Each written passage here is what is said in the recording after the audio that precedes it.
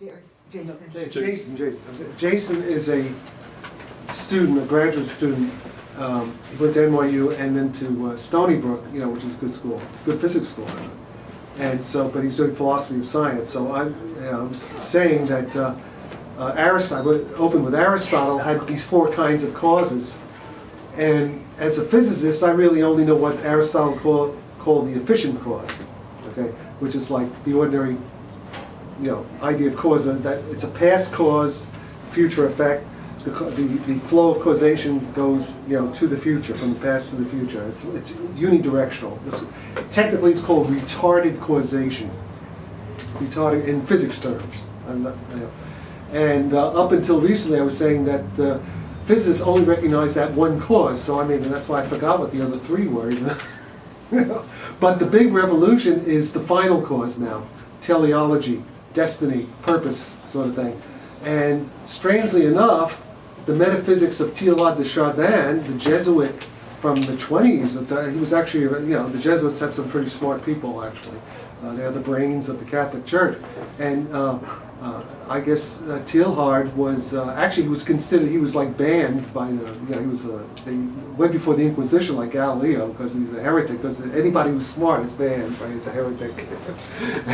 So, but in any case, it looks as though his intuitive ideas of what's called the omega point, with like the mind of God is in this future omega point, and we're all kind of going toward it, that is now basically, it seems to be, it may be a correct idea.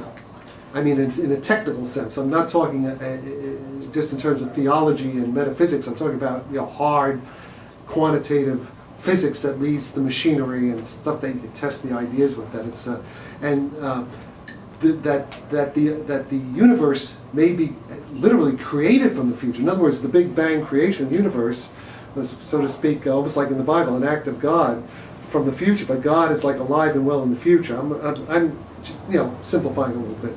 Well, that implies a purposeful universe. Well, who knows? I guess God does the purpose. So maybe he's an egomaniac. He wants to come into existence. But in other words, that like the stroke of lightning backward in time, the Shazam, that caused the explosion, so to speak, of the Big Bang, of now a particular observable universe, that this was actually created from the future in what is called a globally self-consistent loop in time. And that concept is a technical concept in the Physical Review, and it was, I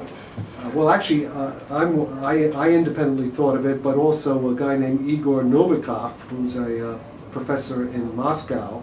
The idea was he got the idea too, and then Kip Thorne, a fellow named Kip Thorne, who's the Richard Feynman professor at Caltech, also, he was in collaboration with Novikov, and they kind of figured this out, that that if destiny acts, if there are future causes of past effects, then it happens in a self-consistent way. You want to tell people to come in and we'll get started? Yeah. I don't mean to interrupt you. Yeah. Soon. So that's the big idea of that efficient cause, and what's forced the idea of purpose in teleology and the intelligence, a kind of cosmic intelligence. What's forced that idea is the discovery of dark energy, only in 1999, totally unexpected, because the dark energy is like this cosmic anti-gravitational repulsive field that is like 73% of all the gravitating stuff of the universe, and it doesn't consist of particles in the ordinary sense, and nobody expected it to exist at all, and it was totally,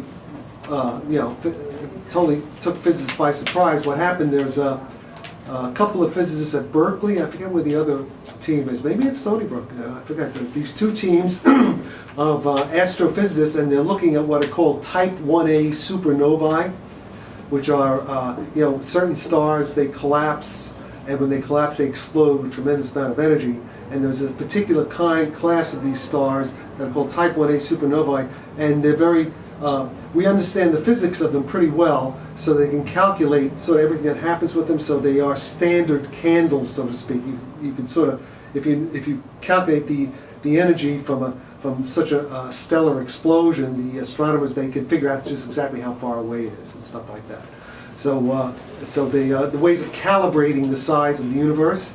And so these guys are going through their calculations, their computer calculations, and this one team at Berkeley, they find, there's something wrong here, because everybody thought, well, the universe begins at what's called a moment of inflation, and then the energy releases what's called a vacuum phase transition, and that releases a tremendous amount of energy, and it creates what's called a hot Big Bang, this kind of quark, lepton, photon soup, and then the thing starts cooling down, and matter, ordinary matter is created, protons and neutrons and stuff like that is created, and mostly hydrogen and helium are created, and then, what's that? Sorry. My phone's broken. And yeah, turn off your cell phone. And It's broken. so, but what they found was that, see, everybody thought, okay, the universe created a Big Bang, but because of the matter in the universe, because of the attraction of matter in the universe, that the expansion of space out of the Big Bang should slow down. That's what everybody thought, it was going to slow down, okay? And then there was even Einstein thought, well, that the universe would expand. It's like the surface of a balloon expanding, and it would expand to a maximum amount, then maybe recollapse again, what's called the Big Crunch. Okay, and then there was a thought, well, maybe it would just keep on expanding without ever slowing down. But the point is, they had to find out how much matter there was in the universe in order to figure out what that was, and nobody really knew how much matter there was. Well, about 1999, with these NASA experiments, these space probes, and Hubble telescope and all kinds of other space probes, we began to get a handle, and it turns out that the amount of matter, ordinary matter, the stuff we are made out of, the star stuff, atoms, the amount of ordinary matter is only about 4% of all the stuff that's there. 4%. It's like the top of an iceberg. Okay. In fact, the organized matter is only less than 1%. So we are this kind of organized, star material, the heavy elements, is less than about 1%. 3% is like hydrogen, these big hydrogen helium clouds, mostly hydrogen clouds, but that, in other words, proto stuff that hasn't condensed yet into stars. But 96% of the stuff that we know is there, because we can see it indirectly, is dark. It's not ordinary particles. This is a big thing. This is a major embarrassment for science. 96% is unknown stuff. Okay. Real ego.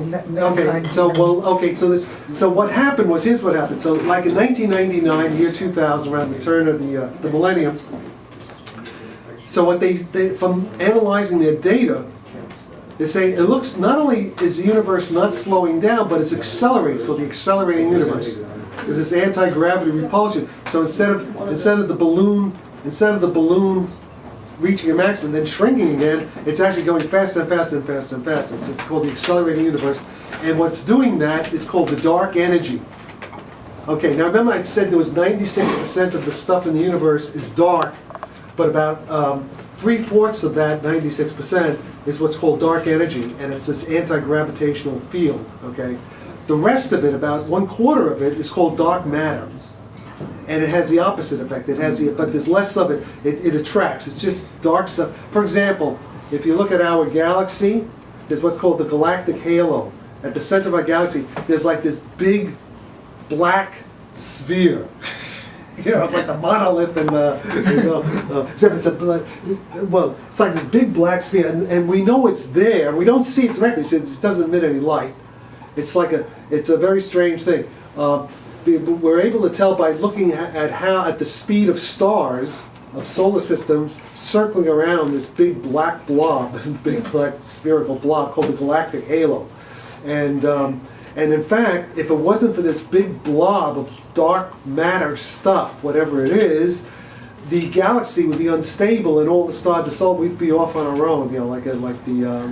What is that Wagner? What's that Wagner opera? The Flying Dutchman. That's a good segue. So We're going to do an official welcoming. So go for it, Richard. So that when the tall, beautiful woman sits down there, that means it's time for us to start. Okay. So that was the overture. That was the overture to the Flying Dutchman. So for those fortunate enough to be here, so welcome to the Theosophical Society. Thank you. Society was founded in 1875. This